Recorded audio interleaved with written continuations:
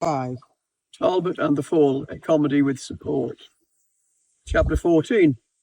This chapter takes place at the end of a day in which one of the main characters, John Talbot, has had a medical procedure. Together now in the dark bed, late April 2018, Talbot and Rita, something waiting to be reckoned with. Don't forget me, baby. A couple of years ago, that holiday swap with Nye. Just the two of them. May 21st, 2016, mid-afternoon, they'd come down to the beach at Langland, being this very beach behind me. Drying himself on an ancient towel was 365 Morgan, an old boy they'd made friends with earlier in the week. He'd been in many parts of the world, Morgan. Eyes glinting, he told them of box jellyfish, heads like ghosts. On Cable Beach, when he asked if there were sharks, an ocker told him, "None of those bastards here, mate. Salties ate them all." At a cholera outbreak in Venezuela, Morgan was present, also at occasions of fantastic riot, such as a carnival of the Netherlands, and booze up with Richard Burton in Pontrhy-the-Ven. He even met Mick Jagger around 1957 on a caravan holiday in Port Eynon. Morgan was also a sort of local chronicle. They heard about the doctor who commuted by canoe, found drifting off Porthcawl, head down on the thwart. An iron woman who expired on the black ladders of Carnath Llywelyn.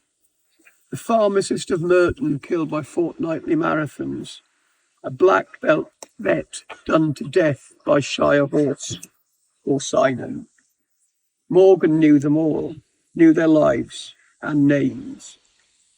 Seeing as 365 signified his own swimming routine, not to mention turnouts for London Welsh in the 70s, the spirit of these accounts was, if anything, canny, not the glee of the couch potato. At any rate, they made Talbot laugh.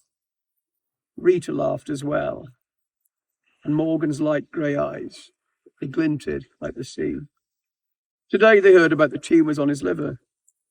How he described them could have been a family with strange habits who'd moved in next door. Morgan's liver was a puzzle of his consultant. Time being, the tumours were letting him be. Bit of a pull by there.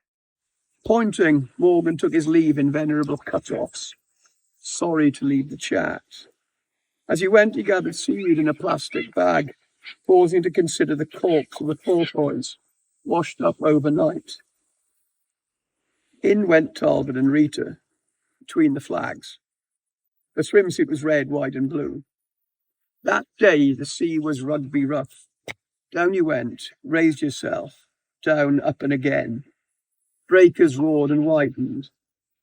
A couple of surfers were out. Kids yelled with joy at the repeating word. Over there was stiller, shining water. Forgetting Morgan's last words, Talbot made for it. From the shallows, Rita calling. Why? Out of his depth, Talbot tried coming in. Twice or more he found his depth, tried to walk it. Underneath, the water wasn't still. Losing ground, he gave it welly, surf detonating, bright world yonder. Rita waving, calling. Why, he now knew. He was in a rip. He knew, Rita knew. So much for knowing. Up the beach, Rita shouting, meant to swim cross-current. That he knew, and fuck all use it was. Water exploding, dragging him where it would. Cold now without a wetsuit. Strength dissolving by the second. What to do? What to actually do? Rita back, shouting in the shallows. Lord God, here came the mice. Slim lady lifeguard dressed in red. Backing up, a grizzled surfer. What you need, Bach? Summon by your Rita, flashing through the royal.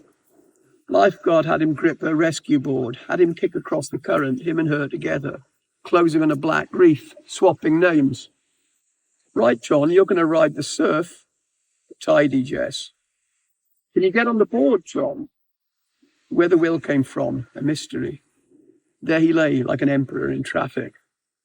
Can you actually get on the other way, John? All these manoeuvres. she'd have been entitled to swear. Off he dropped like a man of Swarthega, back up, front down, threshing at the yard, while Jessica pushed. On their flank, the grizzled surfer. Getting nowhere. In a flash, they're in the shallows. Talbot giving thanks. Away across the sand went his rescuers. Jessica, the surfer with no name. Rita in a kind of silent ecstasy. Talbot feeling their love, the three of them.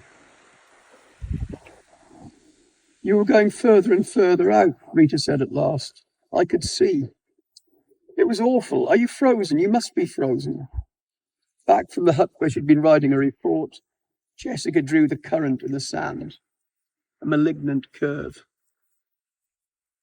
That night in bed, 21st May 2016, Talbot said to himself, and said again, could have been your final day. How does that feel?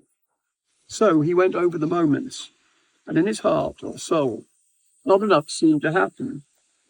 How now? These events were meant to count. For all except the adventurers or SAS, they were rare. Might be one only in a single life. But for Talbot, it wouldn't charge up.